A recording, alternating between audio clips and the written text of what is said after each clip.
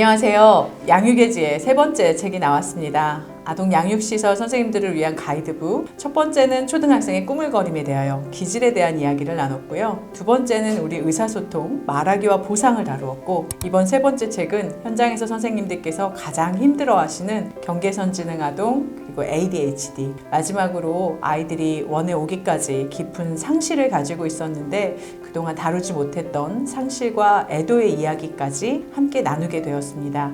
그리고 책과 더불어 오늘 이렇게 영상으로 또 인사드립니다. 한국부모교육연구소 소장 서유지입니다. 안녕하세요. 위드유 치료교육연구소 대표 최은정입니다. 대표님, 우리 이번 세 번째 책은 진짜 무거운 이야기인데요. 네. 무겁지만 그래도 책의 순서대로 ADHD부터 하나씩 얘기해 보도록 할게요. 제가 질문을 드릴게요. 그럼 ADHD는 대체 뭐고? 많이 듣는데 그 다음에 얘들을 어떻게 지도해야 하는 건지 선생님들께 짧은 팁을 좀 주세요.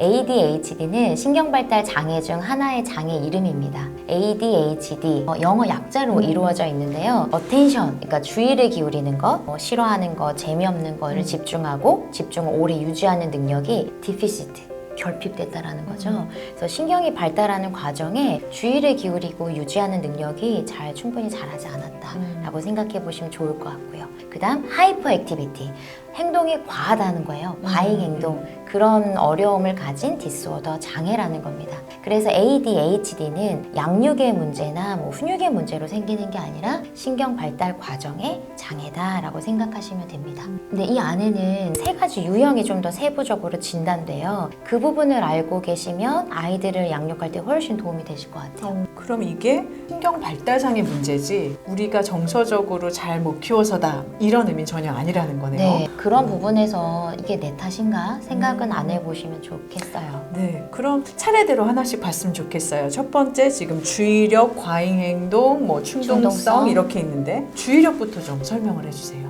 우선 주의력으로 문제가 드러나는 우세를 주의력 표현형이라고 이야기해요. 그래서 주의력 표현형 문제의 아동들은 우선 흥미가 없는 것을 집중하지 않고, 그리고 여러 가지들이 있을 때 한 가지만 잘 선택해서 집중해야 되는데 그런 한 가지를 오래 집중하는 것들이 좀 어렵고요. 그런 어려움들이 있는데 문제는 1대1 상황에서는 별로 이게 티가 나지 않아요. 왜냐하면 1대1 상황은 양육자와 아이가 있을 때 내 것만 집중하면 되고 주변의 주의가 흐트러지는 문제가 별로 없거든요. 그런데 교실이나 집단 양육시설처럼 여러 상황이나 여러 사람들이 있을 때 주의를 집중해서 유지하는 게 좀 어려워요.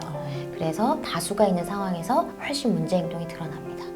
안타까운 일이에요. 어떻게 네. 보면 그냥 모르고 좀 편안하게 지나갈 수도 있는데 학교 현장이나 원에서는 모여서 지내야 하니까 이게 아이들에게도 힘들고 양육자도 사사건건 눈에 그렇죠. 보게 되는. 네. 그래서 이런 아이들은 우리가 집에서 1대1을 봤을 땐 별 문제 없었는데 왜 자꾸 학교에만 가면 이렇게 문제가 있다고 하지? 라고 하는 경우들이 있고요. 그럼 이 아이들은 사실 어떻게 보면 이 주의력 문제만의 결핍이니까 그게 우세한 거니까 지도 방법에 대해서 좀 아시면 선생님들께서 도움이 될 것 같아요. 주의력이 좀 부족한 친구들, 여기가 우세한 문제는 어떻게 지도하면 좋을까요? 우선 두 개만 알려드려 볼게요. 첫 번째는요, 1대1 상황에서는 훨씬 편하게 주의를 기울인다 했잖아요. 그쵸. 그러니까 중요한 이야기들을 해야 될 때, 어떤 걸 꼭 기억해야 되는 걸 할 땐 1대1로 이 아이에게 설명해 주거나 꼭 이제 기억해야 된다는 당부를 해주시는 게 좋고요. 근데 이때 양육자 입장에서 생각해 보셔야 되는 건 주의력이라는 건 내가 의지가 없어서가 아니라 정말 오래 기억이 안 안 나는 나요.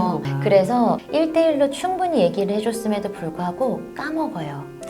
그래서 다른 아이들보다 여러 번, 다른 아이들 한 번 설명할 때 한 5번 얘기해 줄 수도 있다. 조금 염두에 두시면 얘가 이상한데 왜 이러지?가 아니라 이런 어려움이 있으니까 그렇구나 생각하실 수 있을 것 같고요. 두 번째 양육 방법은요. 긴 말로 기억하는 것보다 숫자나 그림으로 기억하는 게 훨씬 더 기억 시간이 길고 편해요. 이 아이들에게. 그래서 아침에 일어나서 뭐뭐뭐뭐 해 이렇게 긴 구술 형태로 이야기하시는 것보다 우리 1번부터 5번까지 등원 전에 등교 전에 어떻게 할지 정하자. 그래서 1번은 우리 일어나기지, 2번 우리 옷 입기지, 3번 이제 밥 먹기지, 이렇게 순서 숫자로 기억하시는 게 더 좋고요. 좀 더 어린 아동이라면 A4 용지나 스케치북 머릿속에 그림으로 나름대로 어떤 일어나기는 어떤 모양, 뭐 밥 먹기는 어떤 그림 해서 그런 그림의 상징으로 기억하도록 하시는 것도 도움이 됩니다.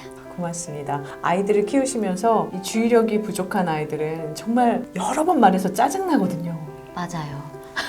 짜증을 방지할 수 있는 방법으로 선생님들께 네. 그림이나 숫자를 활용하는 것들을 알려드렸고, 또 우리가 얘가 일부러 그러거나 못된 행동을 하는 게 아니라 정말로 주의력이 결핍된 자기 장애인 거다. 네. 이렇게 이해하시면 선생님들께서도 업무상 소진이 좀 덜 되죠. 덜하지 않을까 싶습니다. 네. 네, 감사합니다.